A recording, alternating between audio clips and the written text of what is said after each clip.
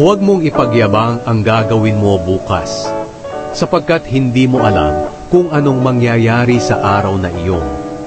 Huwag mong purihin ang iyong sarili. Pabayaan mong iba ang sa iyo ay pumuri.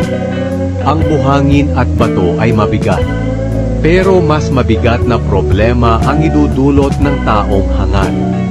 Mapanganib ang taong galit, ngunit ang taong seloso ay higit na mapanganib. Mas mabuti ang pagsaway na hayagan kaysa sa pag-ibig na hindi ipinapaalam. Ang masakit na pagsaway ng isang kaibigan ay may katuturan, ngunit ang halik ng kaaway ay hindi maaasahan. Kahit kulot ay tinatanggihan ng taong busog, ngunit sa taong gutom, kahit pagkaing mapait ay matamis para sa kanya. Ang taong lumaya sa kanyang bahay ay parang ibong lumayas sa kanyang pugad.